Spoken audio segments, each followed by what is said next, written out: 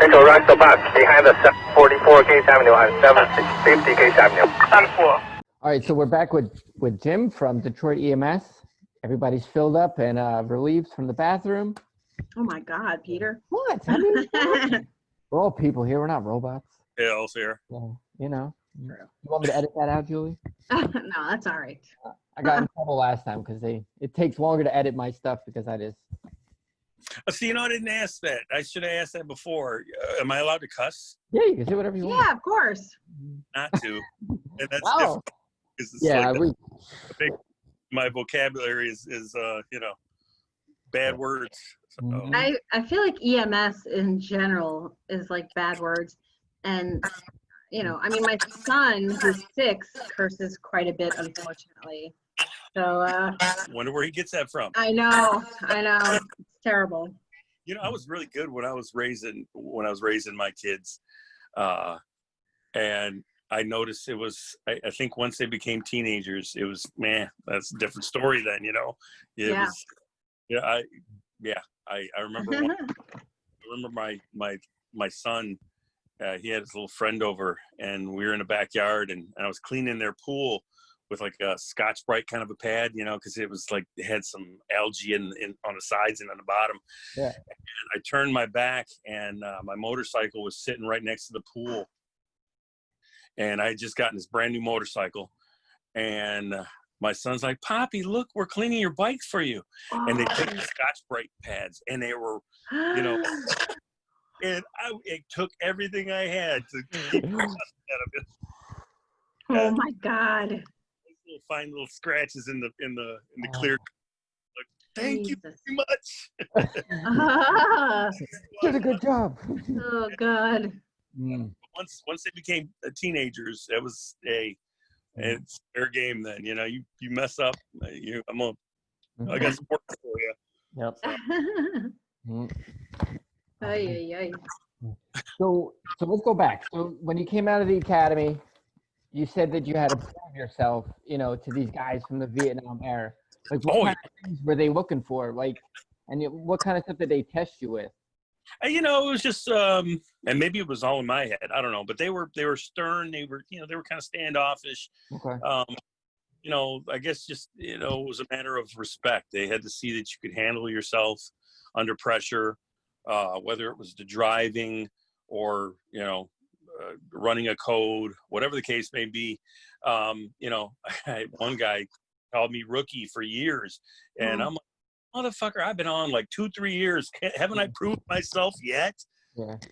So it was there was times where it was just, you know, maybe it was just something they had to see from me, you know, to see how serious I was, how dedicated I was.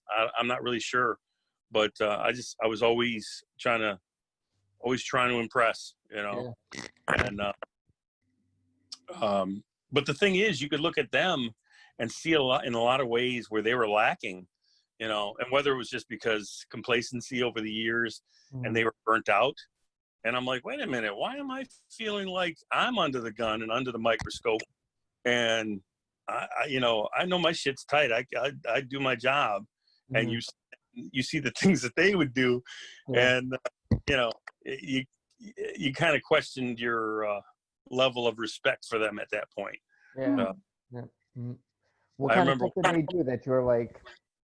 I remember one guy I worked with, an old timer, and he was talking all kinds of crap all day long, just, you know, just making comments, and it was kind of passive aggressive. Yeah. And you know, and I remember towards the end of the night, we went to the hospital with a patient or whatever, and now we're going back to quarters to drop off the truck, you know, switch out crews. Night crew comes in, and there was another couple of guys that had been around forever and a day. And we're like, and he's like, yeah, everything's good. You know, you're all stocked up, ready to go. Well, right off the bat, they had a double shooting that they responded to. And when they got to the scene and went to pull the equipment in the stretcher, they didn't have a stretcher. Holy crap. This fool left it at the hospital. He left Yikes. it and tried to blame it on me. I'm like, wait a minute. I was on the bag all day long. You were the one responsible for the stretcher. And yeah, so the next day, I got an earful from the night crew, and wow. it really wasn't to the extent where they were blaming me. They were just like, well, yeah, you should know better. This guy, he's a Yahoo, and you know, he needs to be watched after himself. You know, I felt bad, but you know, they made it work somehow. It worked. So, I think everybody's forgotten a stretcher once. oh, that wasn't the only time I ever. It was a couple times. I remember. Did you ever look up that Malice Green incident I was telling you about? Oh, no, I couldn't remember the name after I got home because I was driving last night. Let me look that up now. All right, so go ahead. I'm gonna look that up. The partner I was telling you about yesterday, me and him were, you know, we were great together, and it was always about having fun. But I remember we went to the shop, to our apparatus division, to switch out our trucks because our truck broke down or something, and we switched out everything, but we forgot the stretcher, and so we get a run for a motor vehicle accident. And it was a mother and daughter, and they were both injured, both complaining of back pain and whatever, and possibly lost consciousness. So, you know, we backboarded both of them, and well, at some point we realized we had no stretcher to transport them. So we laid them both on the floor of the ambulance, and we just played it off like, you know, oh yeah, this is how things are supposed to. Yeah, this is how it goes. You know, we're just one of them trucks that don't have a stretcher. One of them newfangled fancy ones. Right. So, you know, they're laying next to each other holding hands. So, hey, they couldn't have been any happier, right? We just made sure we took it slow so the bumps weren't, you know, too horribly rough. Yeah. And we got to the hospital. We grabbed stretchers from the hospital, and I told him, go back to the shop and get the stretcher. Yeah. So, none the wiser. Nobody ever knew what happened. So that worked out pretty well. But, yeah, everybody forgets the stretcher every now and then. Yeah, you know. You get to talk. There's a lot of equipment to bring with you on jobs and into the hospital, depending on the call type, you know. Yeah. Sometimes the call changes. You bring something in that you don't need. You need something else, you know. You forget to bring the other stuff out. Or a stair chair. I've left the stair chair and a step stool sitting in the middle of the street, you know, because we stair chaired them out of the house, and, you know, it was a you know, a code 1 run, you know, a critical page.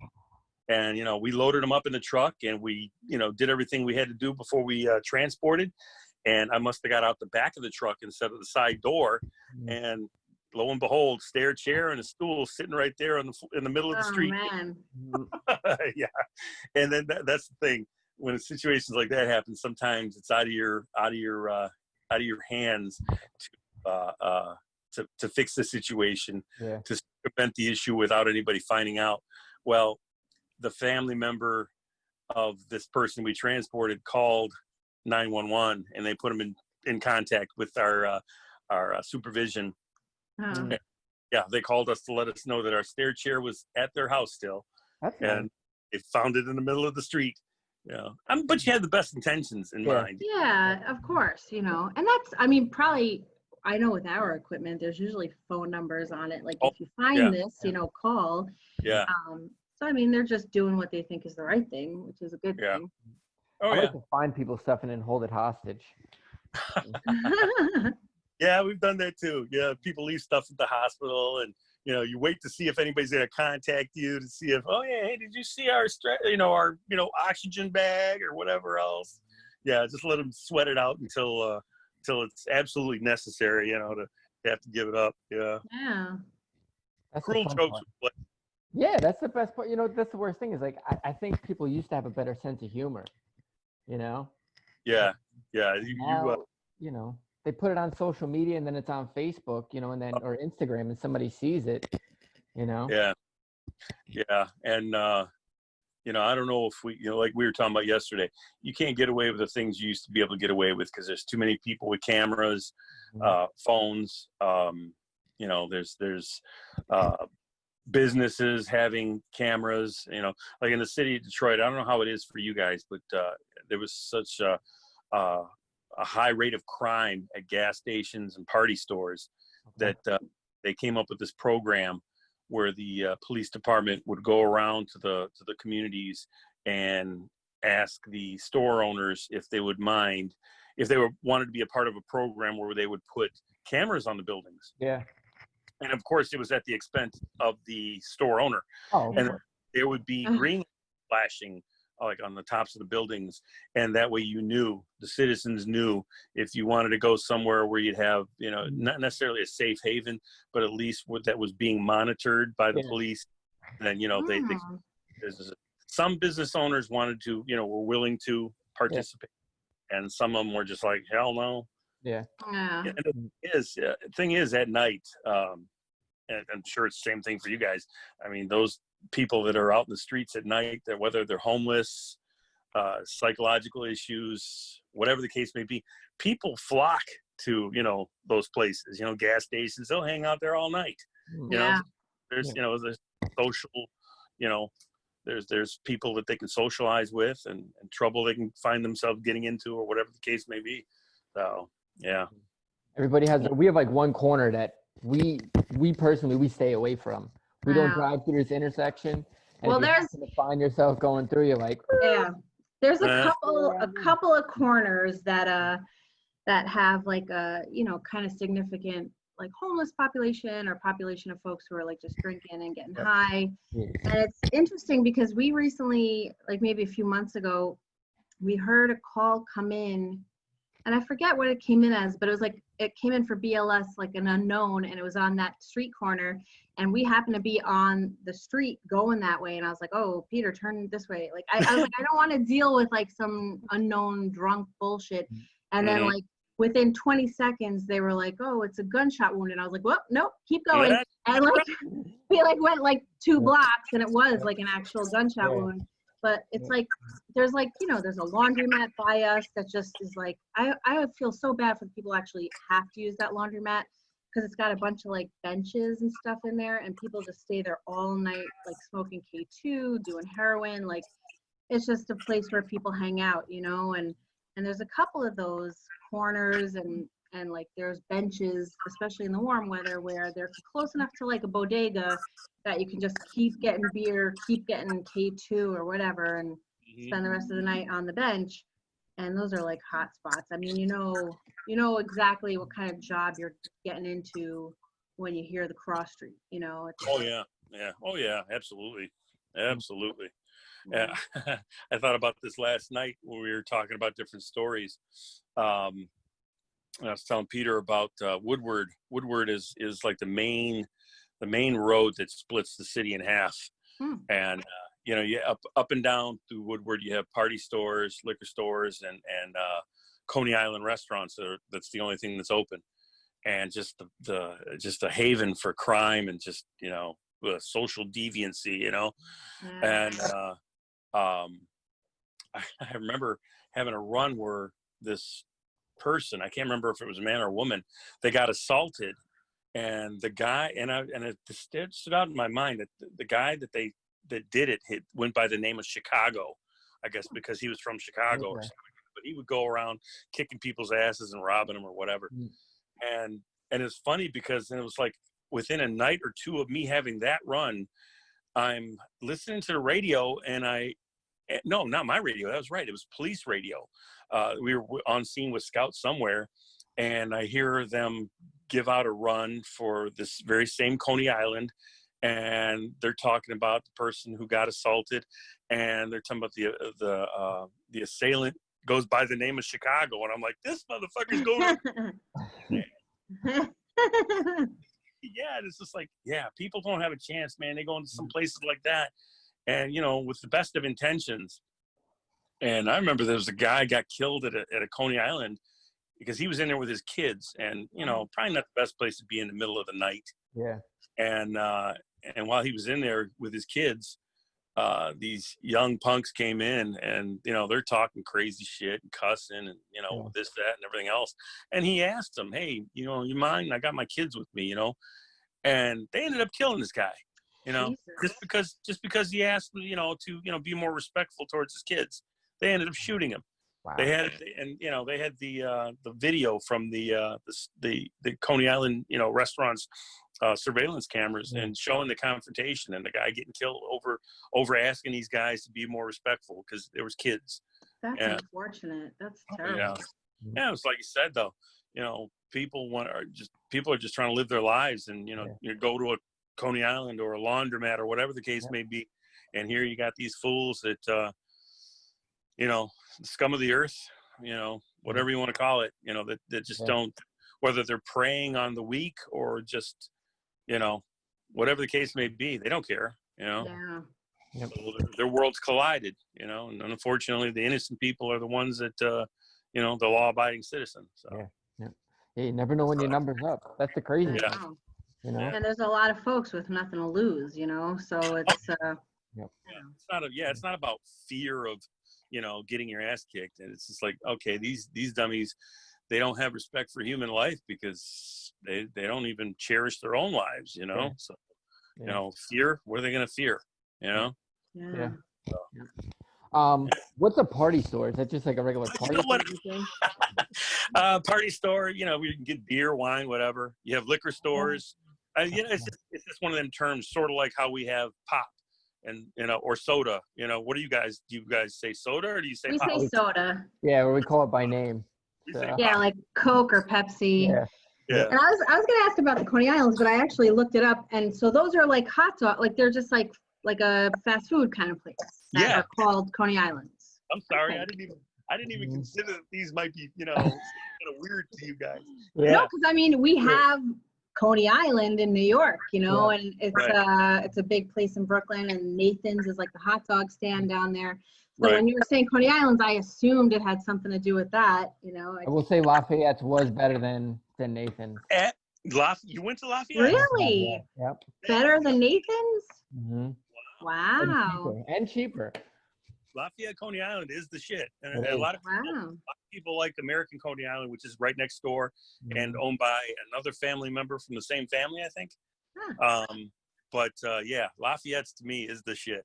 So, so I was gonna. There you are. Yeah, I was gonna try to get both, but you know I was pretty full off that. So. Well, you know, I think you can actually order American Coney Island online. Oh, really? Yeah, I think they've kind of ventured out and kind of made things a little easier. As a matter of fact, there's I think there's American Coney Island in one of the casinos in Las Vegas. Oh, really? Oh, wow. Yeah. It's not the same though. You know what I mean? Like, if you're gonna get a Philly cheesesteak, you gotta go to Philly. Yeah. You know? Right. Like, yeah. I don't know. So I like those like dirty places that are like off the beaten track that aren't the popular ones. Right. So, you know, this is the safest one that the guy recommended us that we could walk to. So I'll tell you, to go to American Coney Island when I was working down in the Cass Corridor, we'd go there every night for chicken noodle soup.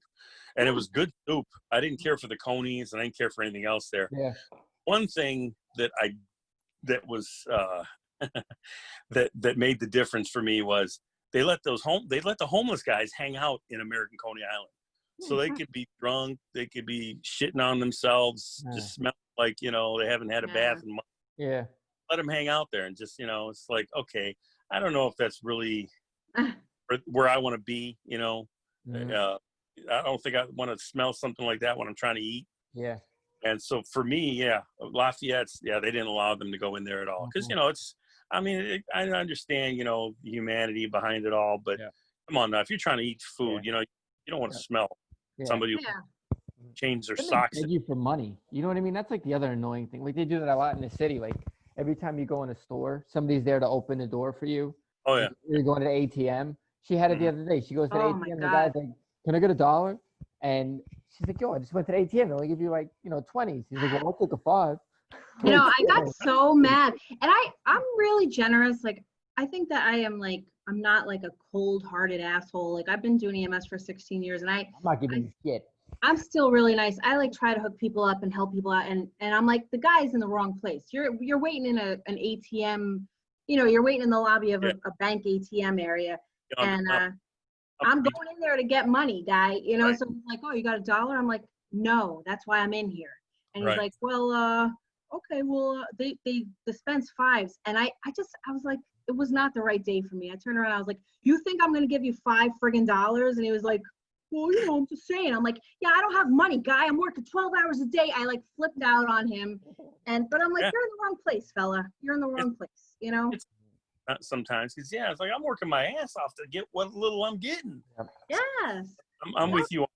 And this was also probably like in the COVID situation where it was like we're having crazy amounts of jobs, and I was just tired as shit, you know. And I'm like, dude, you're standing here. You literally opened the bank door for me. You think I'm gonna give you $5 for that? Get the hell out of here. You know? Right. I Right. was just like not in the right mood. I'm like, if you can piss me off, you said the wrong thing, you know. Like, I had a partner. I had a partner at one time. He used to do this all the time because you could always count on these guys coming to bug you for money. And when he's seen them coming, he'd beat them to the punch. He'd ask them, "You got $1?" Oh, It would always that's catch not them. a bad idea. Yeah, you catch them off guard because they're like, "Wait a minute, that's what I was about to ask you." You know. Maybe I should do that next time Yeah. I go into the ATM. Yeah. Think about it next time, wherever you go. Yeah, you see somebody and they're making eye contact with you, and you know they're coming up to you to ask you for some money or whatever. Ask them first. Yeah. You know? We're definitely gonna try that. There's plenty Yeah. of You'll definitely you're really gonna catch them off guard, and they're gonna be like, "Well, wait a minute here. You know, the tables have turned, and now I don't know what the hell to answer, how to say." I What do know. yeah, Ay, ay, ay. laugh my ass off. That's the fun stuff. Yeah, So in the yeah. 90s, were the jobs different? You know, was it like more trauma? You know? You know, it's funny. You guys keep talking about Back jobs. We've never. It's just one of them terms, jobs. Were they different? Wow, that's a good question though, and I never thought about the answer to that. Back in the 90s, we had a lot more gang violence. Okay. I remember working Southwest Detroit. Like I said, I worked there most of my years. And I remember when I first came on, I probably had 2 or 3 years on, and I'm working, and it's a hotbed of gang crime and violence. Yeah. You had the Crips and the Bloods, you know, different, you know, Latin Counts was one. What was, I can't remember the other gangs at the time. And it was like always stuff going on in the news about it. And so they did some sort of an expose for one of the news channels, and they were going to ride along with me and my partner. And I'm like, "Oh, this is so cool." He's like, "You know, this ain't so cool. Now you got these guys with the camera watching over you. You got to, you know, be on your P's and Q's." And I'm like, "Oh man, it'd be awesome." He's like, "Would you shut up?" And I was geeked about it, but yeah, I could see his point now why it's not, you know, because, you know, you're under scrutiny. Yeah. Yeah. And so yeah, during the 90s, we had a lot of gang violence and a lot of whether it was shootings, stabbings, or whatever. I remember there was a drive-by, and that same partner I was telling you about from the Malice Green incident, one of the witnesses, and we got a guy who was shot up during a drive-by. He was shot in both legs. So we both were, you know, he was technically what we would consider on the bag. He was, you know, I'm the driver that day, that part of the day, and we bandaged the guy up and everything. And we go to the hospital, and he ends up going to resuscitation. You know, I don't know what you guys call it when you take a patient in that's critical and they go to a specific room where, you know, they get all the attention. Yeah, it's just a trauma room. Like if you think a Yeah. trauma patient, it's a trauma room, and a resuscitation room is usually like if it's a cardiac arrest or somebody. Or you say we're taking them to critical. Yeah, critical. Yeah, we just recess. We call it a recess. So yeah, we go into recess, and they're cutting off the bandages and such, and they're like, "Hey, did you guys look?" Let's just say I worked on his left leg and he worked on his right leg, and so they're like, "He's got an entrance wound and an exit wound on his right leg," and I'm fucking with my partner because I'm like, "You missed that big ass exit wound. How the fuck did you miss that?" And so I'm making fun of him and shit, and turn around, and they're cutting the bandages off the other leg, and they're like, "He's got an exit wound on both legs. He's got big ass." And so now it was my turn to get ridiculed because it was, you know, because I missed an exit wound as well, and it was just funny as hell because I'm giving him shit, and all the while I had just as much reason to be embarrassed. But That's like the most embarrassing things when you mess up the count, you know? Yeah. Yeah. But I'll tell you one thing that I always think about when it came to how things worked, you know, in the field was I would always feel bad for whether or not I was able to help this person and give them everything they needed because I was by myself in the back of the ambulance. And one thing that always made me feel good at the patient's expense, of course, was the fact that when you get into resuscitation and you have several doctors, nurses, residents, EMTs, whatever, and it's just pure chaos. And I'm thinking, damn, I was just in the back of the truck by myself, and I felt helpless Oh, yes. enough for this. And here they're going through the same issues, Mhm. and they've got all this staff around. So it always reassured me that, okay, you can't do everything for everybody. Yeah. All you can do your best and hope for the best. Yeah. I know. And I feel like now that I've done this for a while, like sometimes I can't, like, I don't know, sometimes I just can't hold my tongue with certain things. And I had like one time, not that long ago, I feel like we took someone to Bellevue, which is like a trauma hospital. And like, I think I was by myself. I don't Oop. remember what's that? Can you guys hear me? Oh, you froze up. Yeah. Oh, okay. But yeah, like I think when we got into the critical area, Yeah, and yeah. it was like, I forget what we were doing, but I was telling them, this and this, and giving some vitals that I got and giving them the injuries and whatever. And they said something along the lines of like, well, what was the blood pressure? And I was like, oh, I didn't take a blood pressure because I had all this other shit going on. And like one of the doctors was like, you didn't get a pressure? And I don't know, like it just got so annoying. I was like, there's one of me.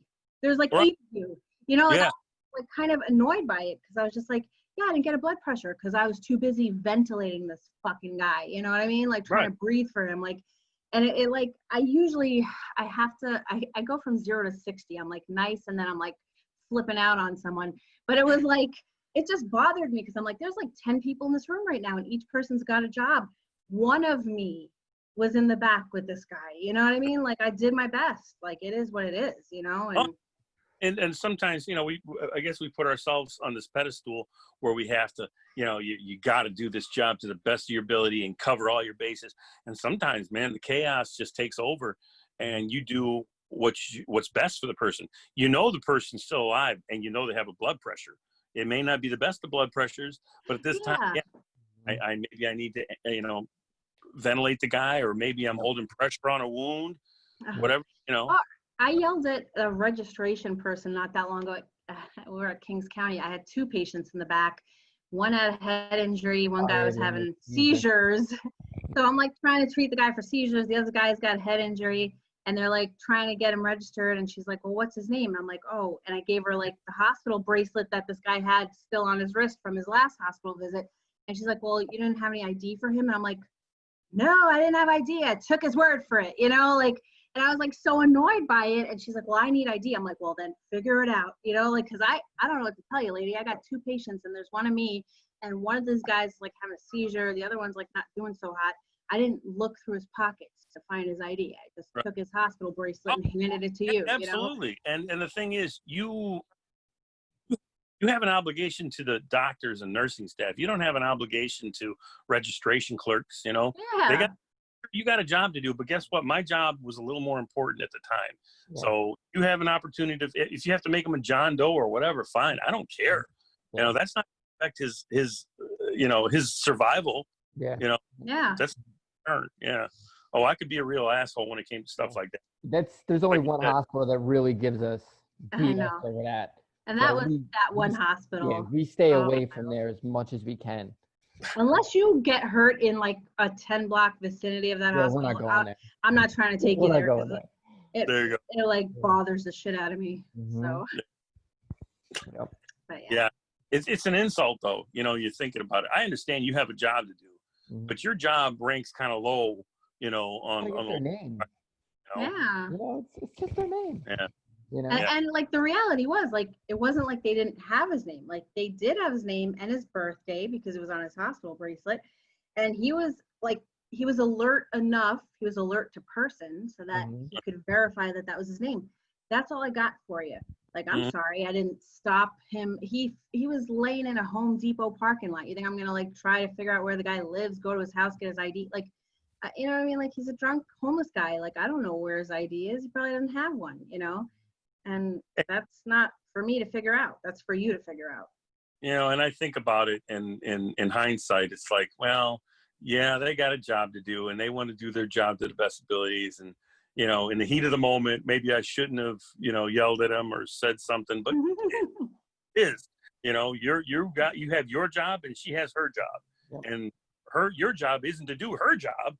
No. Your job is your own Yeah. job. Yeah. With a little redundant there, repetitive. It know, makes but sense though. You know, it is. So. That's what we got to do. So. But like I was saying before, though, yeah, the 90s was a lot more crack and gang related violence. I'm trying to. That's about the best way I can put it. Really, you know, it's the the violence, the amount of cruel violence. Probably, you know, I think as time passes, I think we just get to a point where people are just like, you know, they want to do things to the 10th power. You know, it's magnified. It's you know, so much more horrific. You know, the way they treat each other in the streets now. You know, and whether it's just because, you know, they've spent a lifetime, you know, not respecting or cherishing a human life, or what makes it worse, the violence you see on TV. I don't know. Yeah, I don't know. But you guys had a bicycle shooting, right? Like you guys had ride-bys, I think you called it. Yeah, because I always laugh about it. I don't mean to laugh because it's a horrible thing, but me and one of my old partners were talking about it after the run. He was kind of like animating this whole thing, and he's like, yeah, this guy's just riding up on his like 3-speed, and you hear the pedals creaking as he's pedaling them, and gets off the bike and, you know, puts the kickstand down and it makes a squeaky noise, and here he just lights up the house, gets back on and pedals away. Jeez. That's next level gangster shit. Yeah. I know. You know? Nothing like he's delivering newspapers or something, you know, just so casual. So yeah, it's just crazy. Some of the shootings, like I said, we had, and I can't say that we've had a lot, or I haven't heard of anything to that magnitude from when I was working, but we'd get a lot of multiple shootings. Like I said, whether it was a house party or a restaurant, nightclubs, stuff like that. I mean, they would just spray these places up and just, you know, maximum amount of damage. It's just the carnage was, yeah, kind of out of a movie, you know. It didn't seem realistic. Yeah. Were you, Jim, when you retired, were you still working on an ambulance up until that point? No, my last 6 months was at Apparatus in supply, restocking trucks, handing out supplies, logistics, stuff like that. And it was a nice change of pace, because and I still talk about it to today, because when I was on the road, you had to monitor your radio. I mean, we had computers in the trucks, we had computers in quarters, but they would expect you to monitor that radio 12 hours a day. And when I went down to Apparatus, my captain down there, he was like, this is how do you put it? I can't remember exactly how he put it. Something to the fact that no radio is allowed in this area here. Oh, you know? okay. So you had some peace and quiet. Yeah. You know, because, you know, you get, you know, everybody knows how it is. You work at a unit for so long, you hear your unit in your sleep and you wake right back up. Oh yeah, of course. But you're completely oblivious to everything else. Yeah. And, you know, and it would be the same anywhere else. And so, yeah, we didn't monitor the radios unless we were out on the air and looking for a truck, you know, catching up with them to give out supplies or switch out the units. So yeah, that was nice. It was nice. It was a nice way to end my career, hanging out down there. And the cool thing was I worked midnights like I did most of the time. And we had segways down there. Oh, wow. Oh, wow.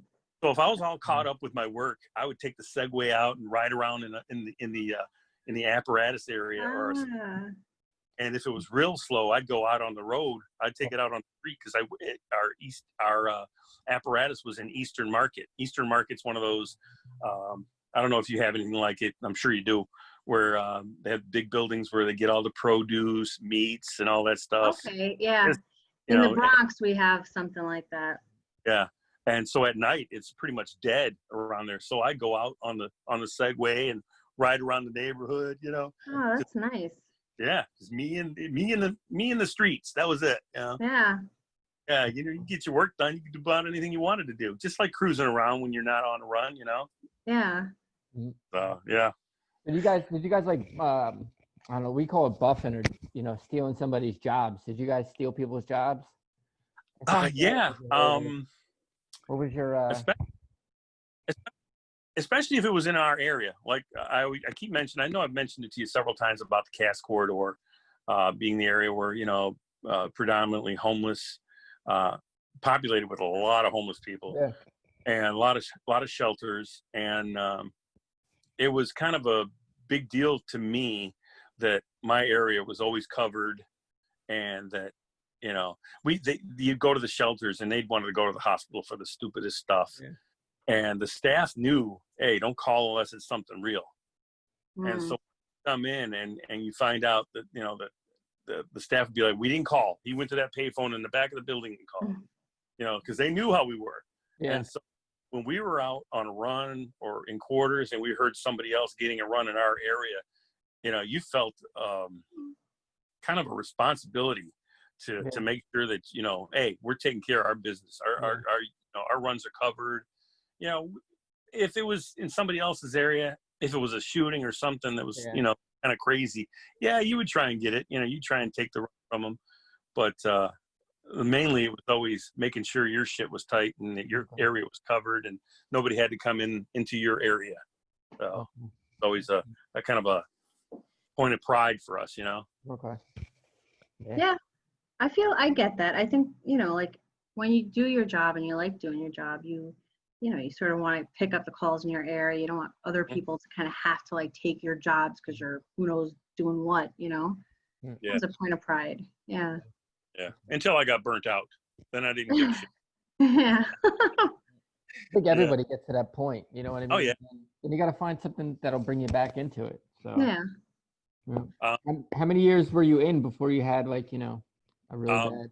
Probably about 18 years. Oh, wow. Yeah, before that, I was telling you last night, man, I loved the job. It was no place I'd rather be. Yeah.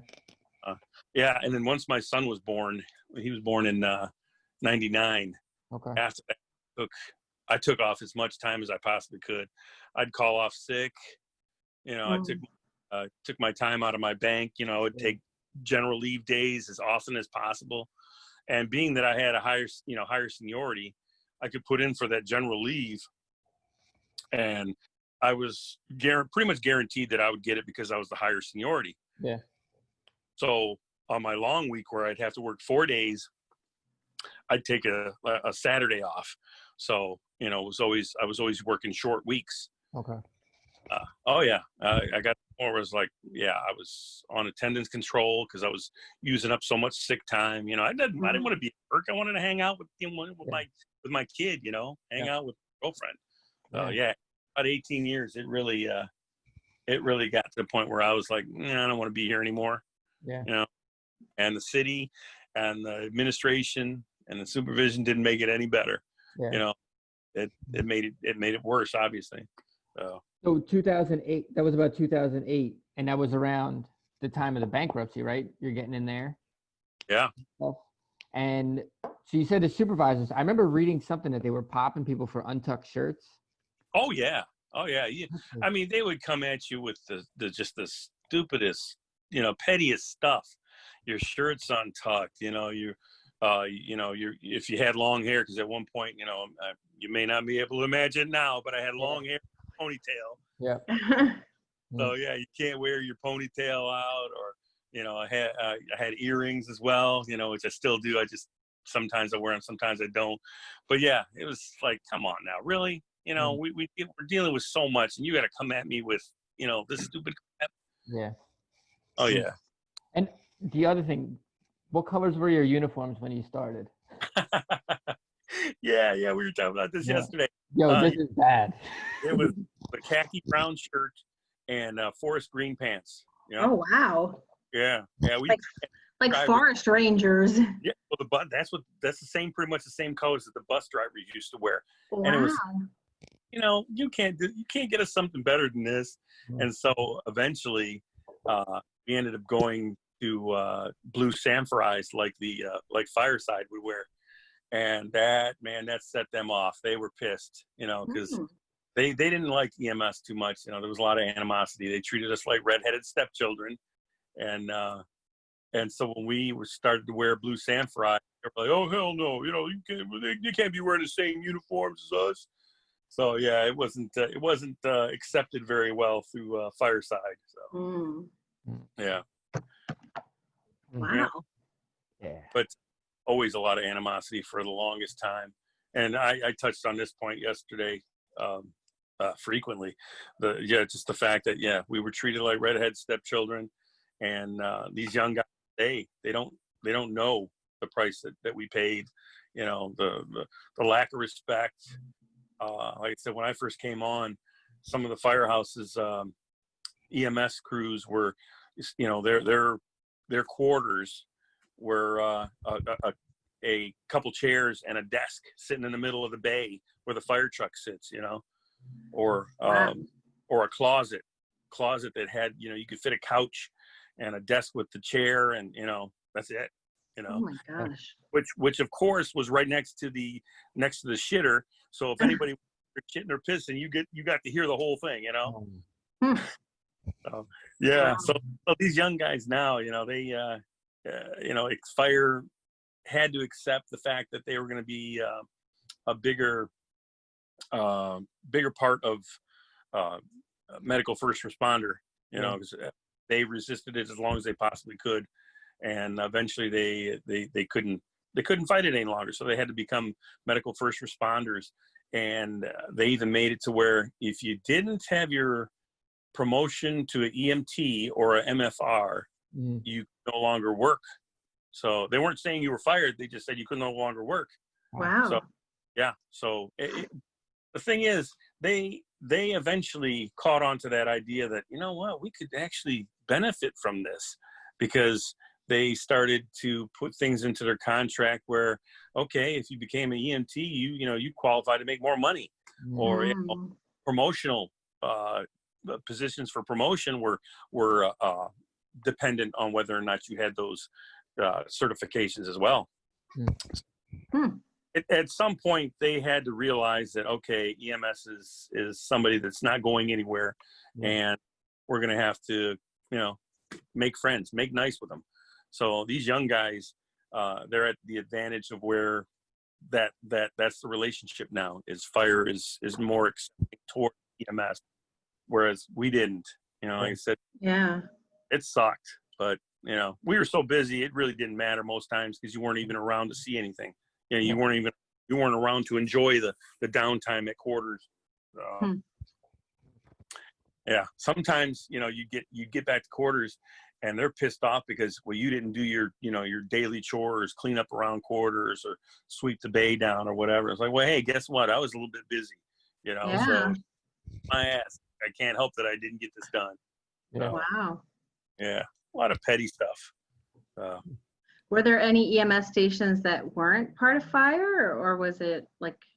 No, all of them. There were a couple back in the day, in my first 5 years, less than 10 years. I was telling you, Pete, about the impact units. Yeah. They were a cool, it sounds cool, and it sounds, cool. but all it was is we came on at 4 p.m. and got off at 12. It was 8.4 hours a day, 5 days a week. And they felt like that would make an impact on the run volume. So hence the name impact units. And one of them was working out of a DPW yard, which is Detroit Public Works, I think, something like that. And pretty much that was, I think, one of the only ones that wasn't inside a firehouse.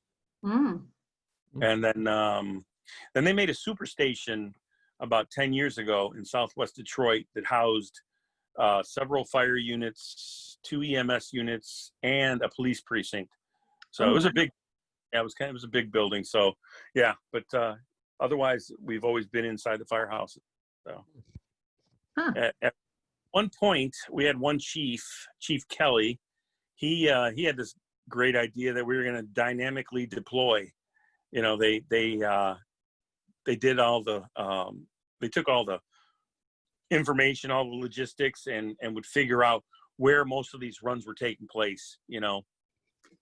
And he figured that he could put units on the road and keep them out on the street in those areas, and that was going to best handle the run volume. And it never did work out, thank God, because that would just been, you know, miserable as it is. You know, most times you were too busy to go back to quarters, but there was a few times where you know, we get slow and you want to go back to quarters and just lay your head down for a hot second, you know? Yeah. Yeah. So we never had to dynamically deploy. So that was a good thing. That's what we do. I know, that's what we do. Yeah. Okay. Since we got us 1.5 doors, it's a little bit, it's a lot. I've only had a few years of the 2 doors, but the 1.5 doors make it a lot better. Yeah, because you can lean back Lean and, back. you know. Mm-hmm. Yeah. It's not always bad having to be in the ambulance. I mean, because, you know, if you're people watching or, you know, you know, I'd have partners where we have a small DVD player, you know, portable DVD player, and watch movies. And sometimes you didn't even want to go back into quarters. You were just happy where you were at, you know. Yeah. And maybe this is superstitious, and but you know, we'd go to quarters, and you don't want to push that quarters button because then it's like you're sure to get another run, you know. Yeah. But you don't want to lay down because it's like that pressure switch in the couch that you believe is there that lets this. You're trying to relax is going to be set.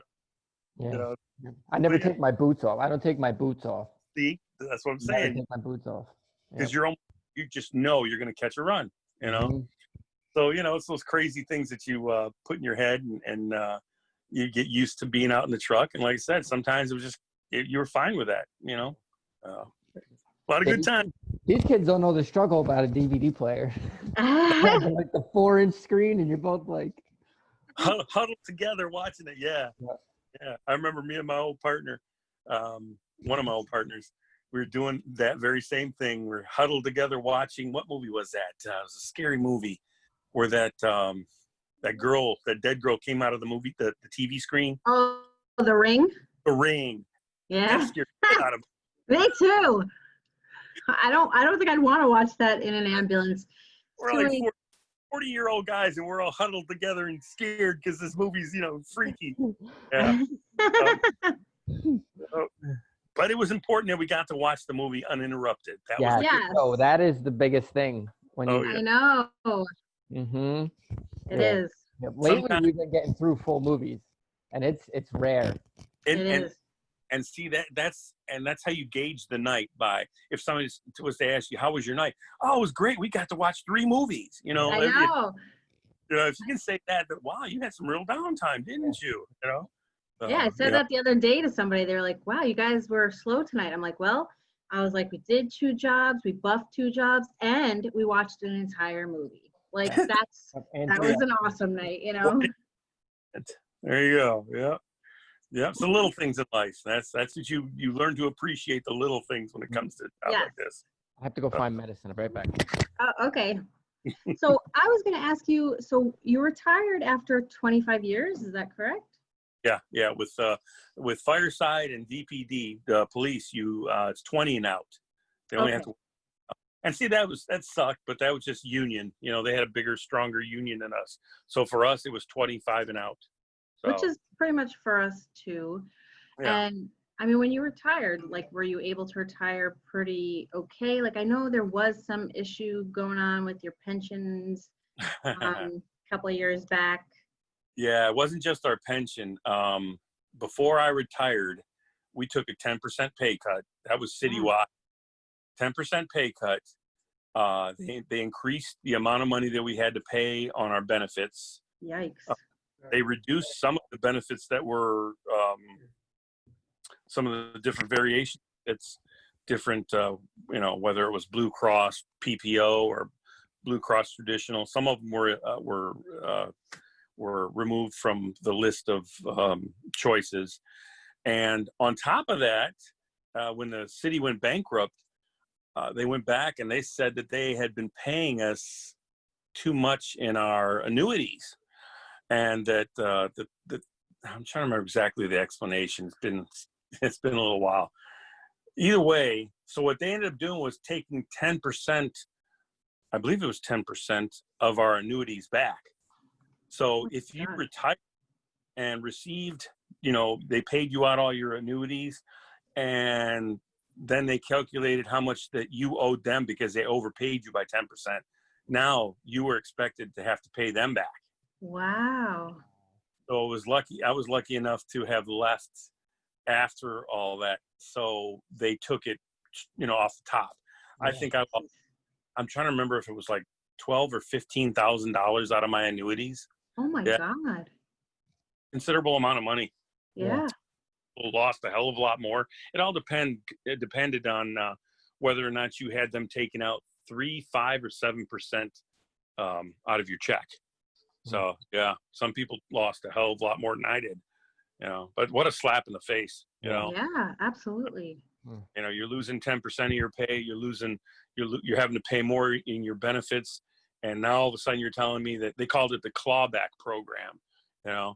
And that's exactly what they had to do because people didn't want to give it back, you know? Yeah. Yeah, it really sucked.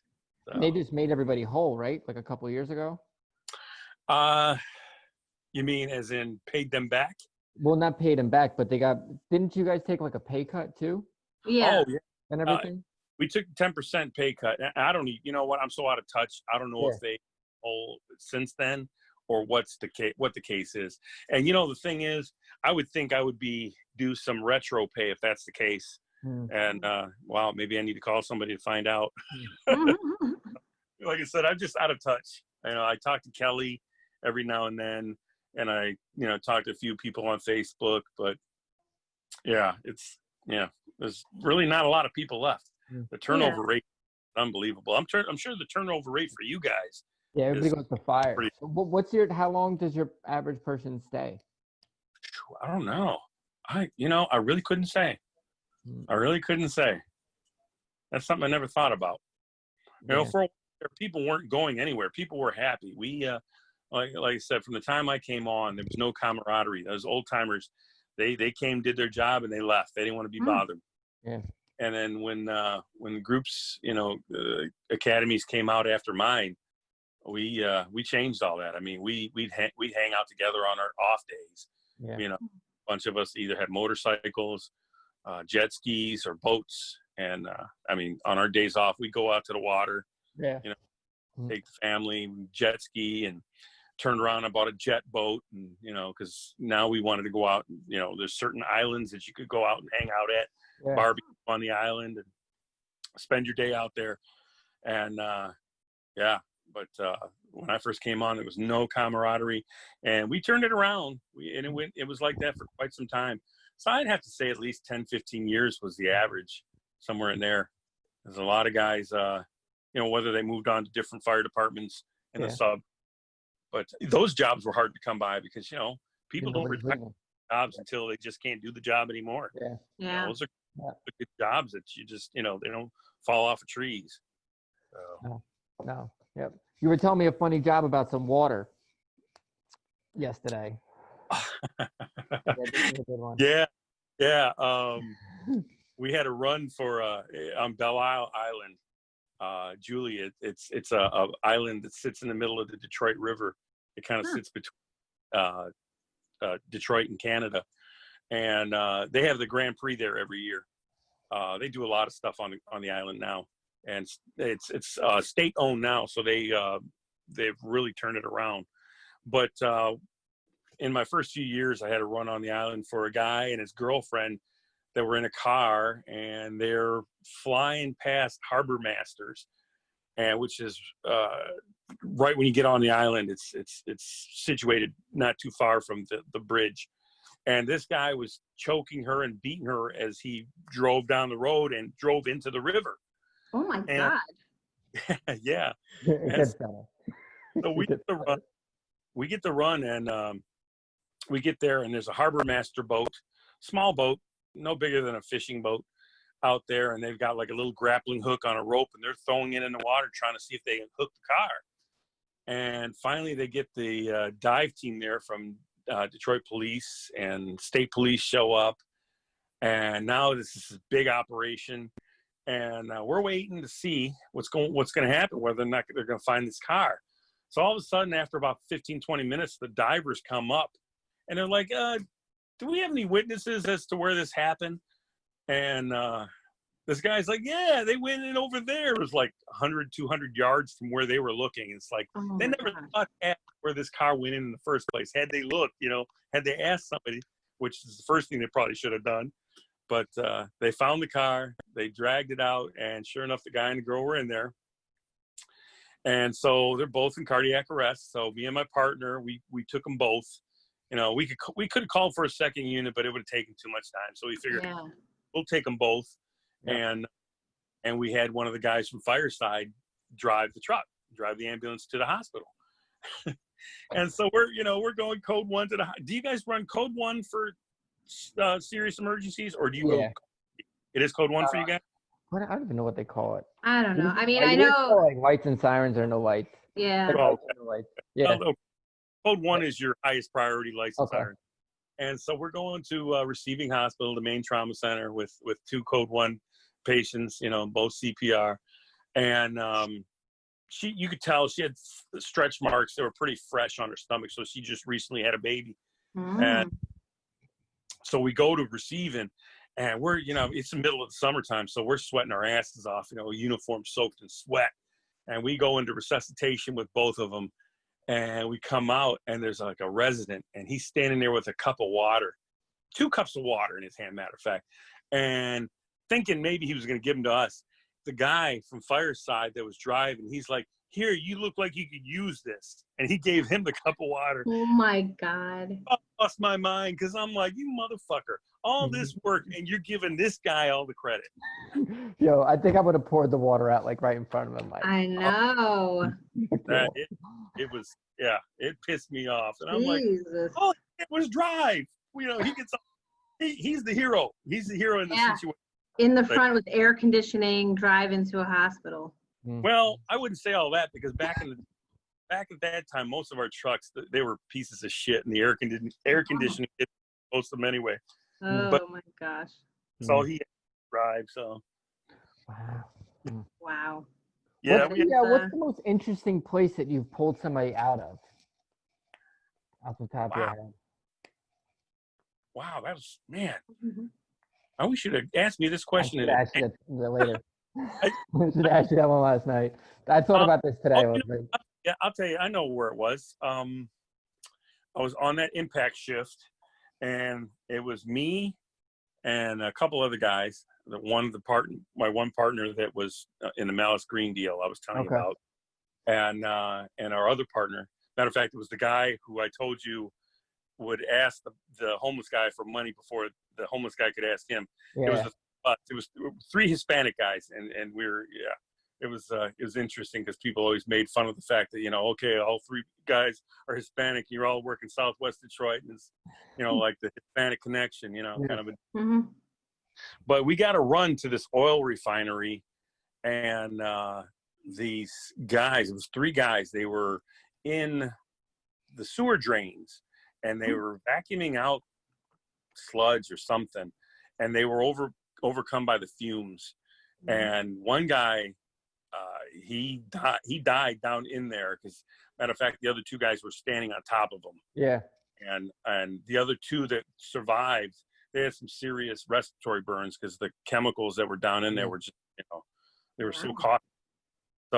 So yeah, they survived, but because they were able to stand on top of the other guy. Yeah. And they were pretty sick too. It's like I said, the caustic chemicals that were in there, they burned their lungs and stuff. But I'm just trying to think if there was anything that was more, that stands out in my mind more. That's probably one of the most interesting places to pull somebody out of. Okay. Yeah. For sure. Yeah. How many babies you deliver?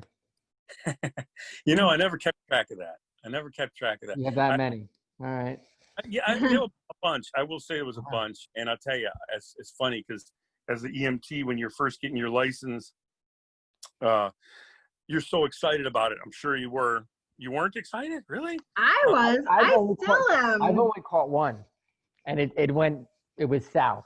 The whole job. That's a good way to put it. You caught one. Because, I mean, we only do so much. It's not, it's not like every run you're going to reach in there and, pull them out.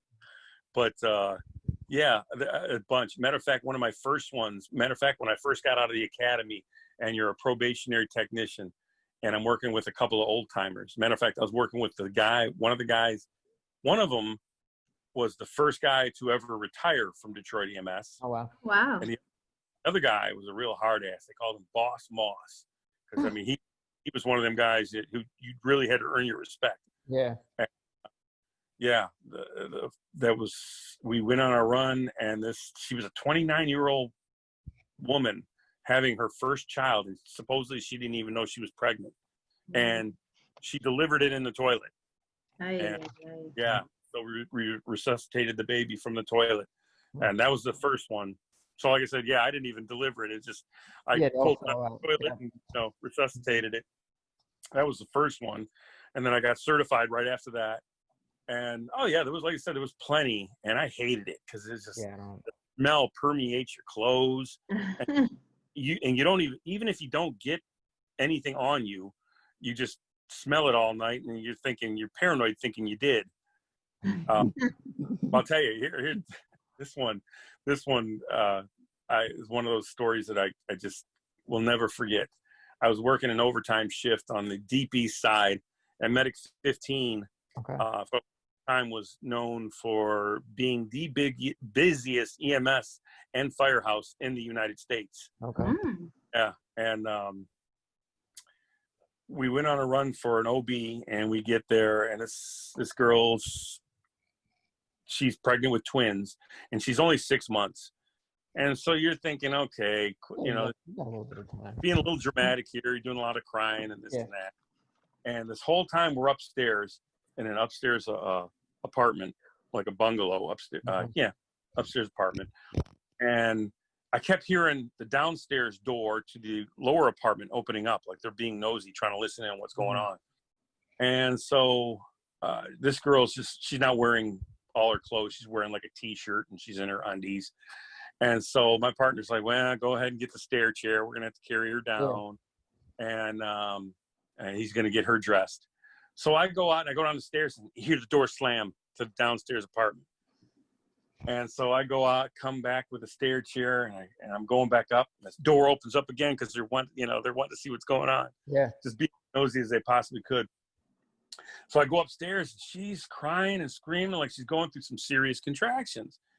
And she's got her shorts halfway on, and all of a sudden I hear this whoosh, and her water broke. And so, but the thing is, the water didn't just break. One of the babies. Wow. And so, like I said, thank God she didn't have her shorts all the way on. So he pulls the shorts off, and the baby is just sitting there lifeless on her shorts. And she had a 2-year-old there with her, And we kept asking her, well, who's going to watch the baby? She's like, I don't have anybody to watch the baby. And so as we're sitting here, and this is happening in just such a short period of time, everything's just right up on top of each other. And the baby's sitting there, and she's crying, and this 2-year-old grabbed a slipper or a sandal, I think it was a sandal, and ran over and smacked the fetus that was laying on the floor. And my partner, he kind of wound up his arm, and he went like he was going to smack the baby, but all he did was push the little boy back. Yeah. I'm thinking, what the rats around here must be huge, because he must have thought it was a rat or something, And I was just like, my jaw dropped. So then I'm like, okay, who's going to watch this? Who's going to watch your son? Because, somebody's got to, he's got to stay somewhere. Yeah. So I'm like, I'm going to go ask those people downstairs. As soon as I said that, you hear the door slam back, because it's like, they don't want to be bothered with now, because now somebody wants to be responsible for helping out.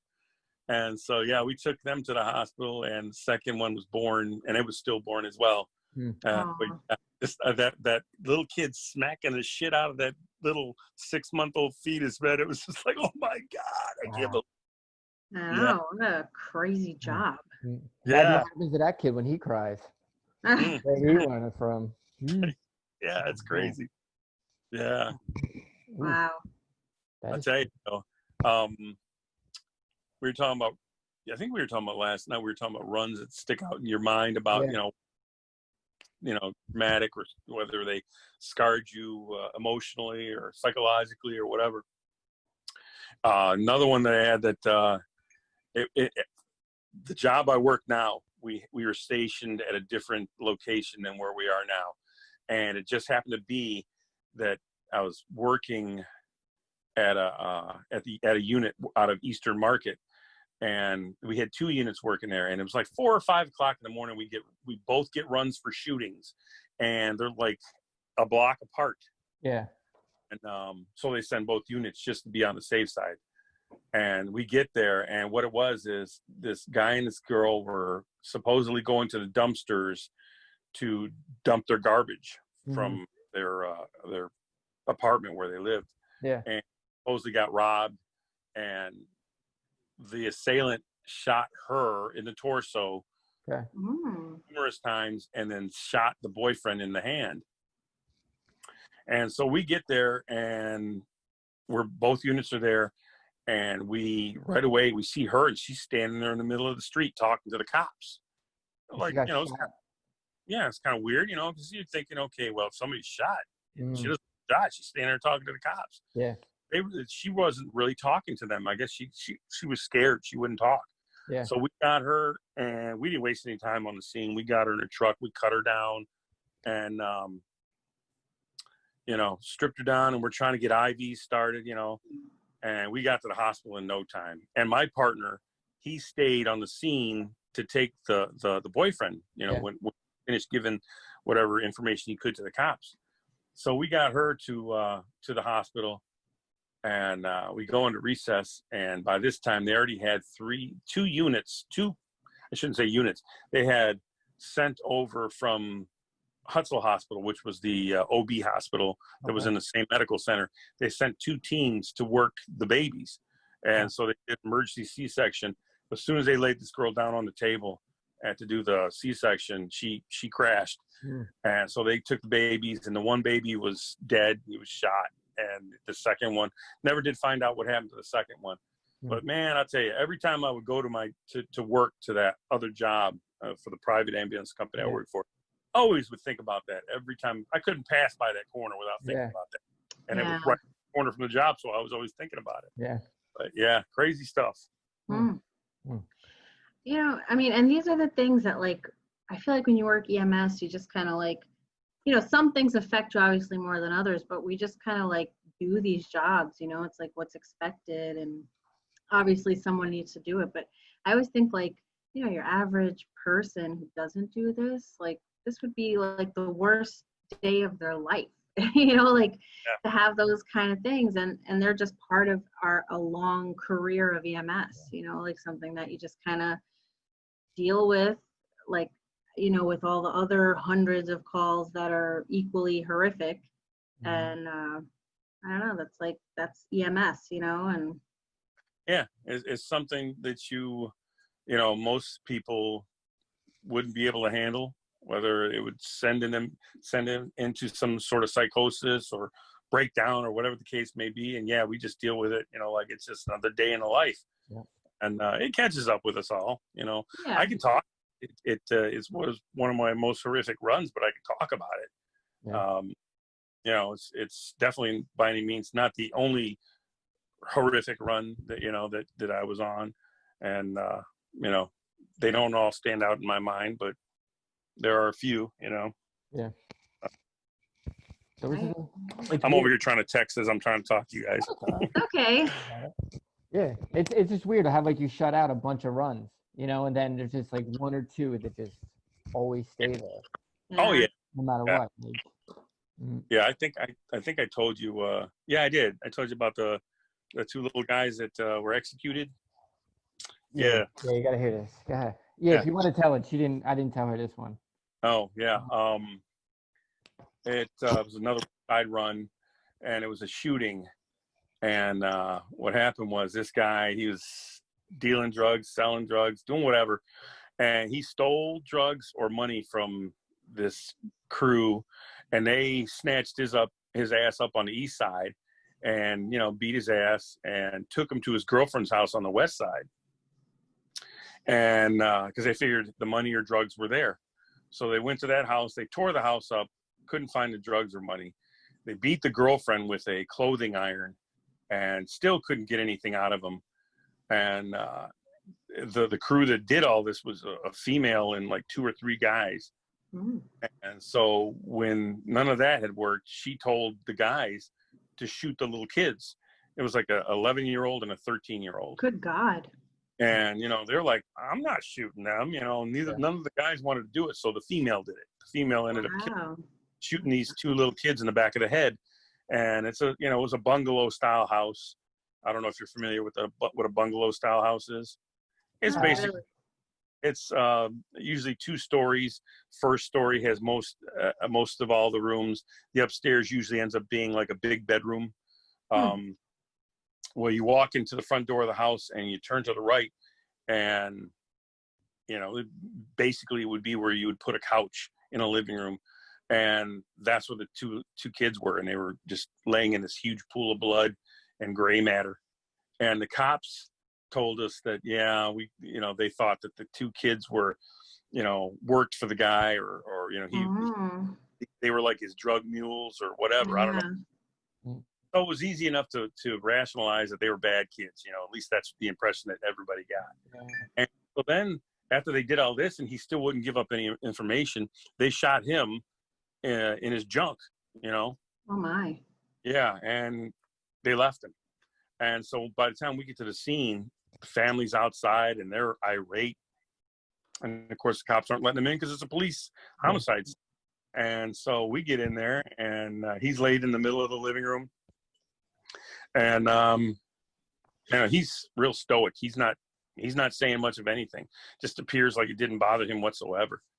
And it's funny because at the time I was doing nursing school, so I was taking prerequisites at one of the local colleges. Yeah. And they always like to hear all the stories, because they were new in the medical field, and here I am, this guy from EMS, and so I told them about, they'd ask me about what was the worst run you had kind of deal, or what did you have this week kind of, whatever. And I told them about that. And then, so the next week we came back to school, and one of my classmates, she brings in this article, and they did an article on the 2 kids. And it was easy enough to rationalize that, these were bad kids, and it makes it easy to accept the fact that they were killed. And so she shows me the article, and it was like a human interest story on these 2 kids, and talked about how they loved school and they were good kids. And I'm like, why did you have to show me that? I know. Fine with thinking that they were just bad kids. Yeah. Fortunately, that's, the path that they were leading down, and eventually it's going to happen. And when I read that shit, I was like, man, I did not need to know that stuff. I know. It's like, it's one of those things, like, people always question too. I mean, like, obviously the father's reaction, or, you kind of feel like, oh, well, he was stoic. And I feel like, or maybe uncooperative or whatever. And it's like, maybe he was not giving any information because he already had a plan like that. They took this away from him. He's going to take care of himself. Because, you can't really always depend on the cops to, like, take care of. That's just the way it is now. That nobody, you can't be a narc. You have to. The streets has to handle. Yeah. And I never could be the case either. I never thought about that. Not that it makes it any easier, but no, but it's because sometimes we have jobs where, like, things happen, and the family members reaction to the situation sometimes seems unusual, like, compared to the severity of, like, the situation. But I always wonder, like, why people respond to things differently, so you never really know why someone responds to things the way they do.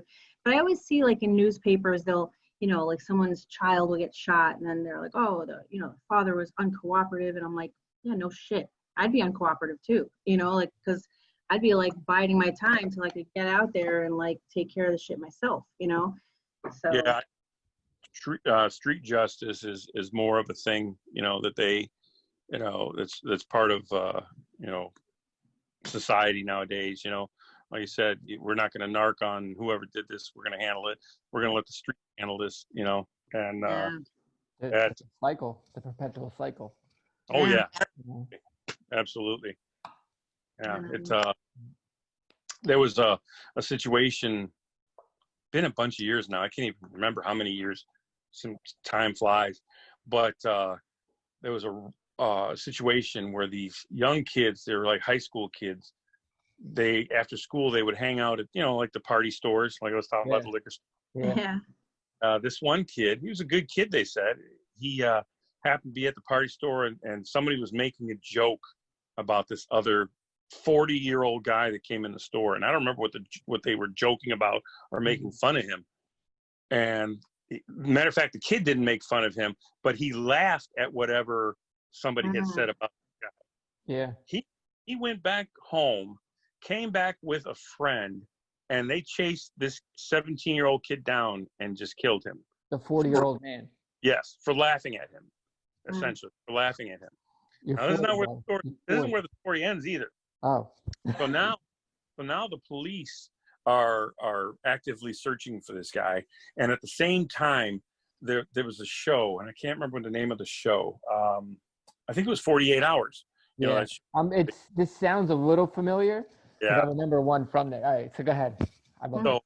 So they're filming the show 48 Hours in the city, and so they let them ride along with them when they came to serve a warrant at this guy's family's house.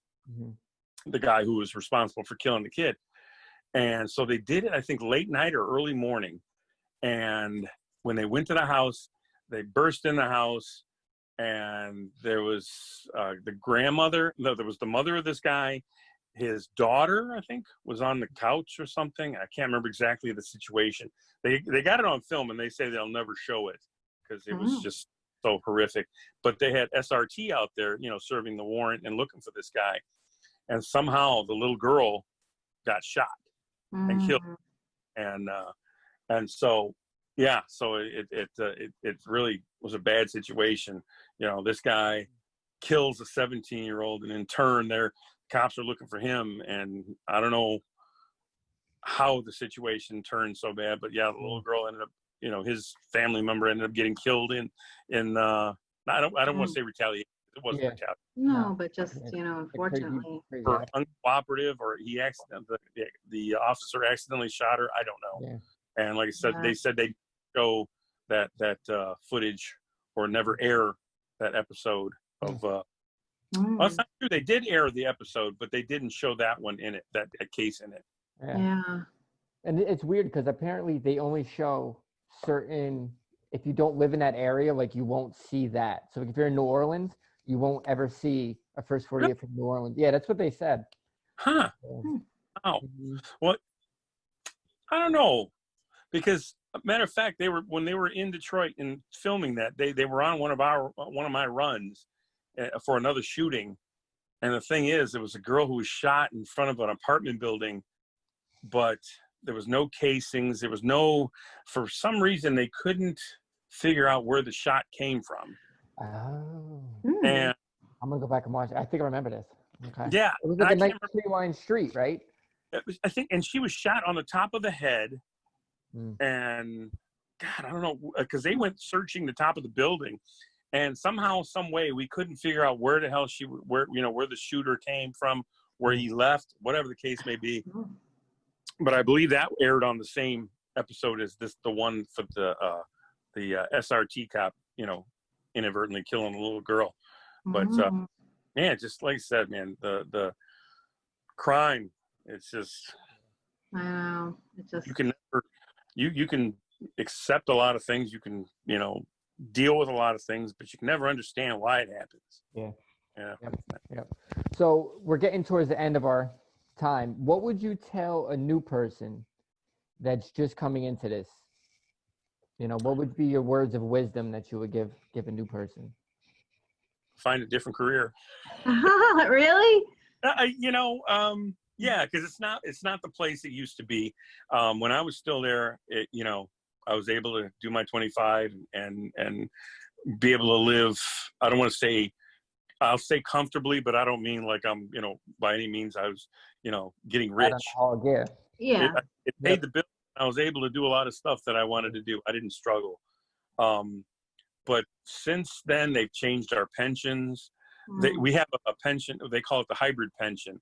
And if you ask any of them down there at City County building, what exactly entails, what's included in this, they don't know, and that works for them because, they could tell you anything. Yeah. And you can't, what are you going to argue with? They can't tell you what it includes. And so it's just, they've made it where it's not one of those jobs where you can make a really good living off. It's always been kind of a stepping stone. Yeah.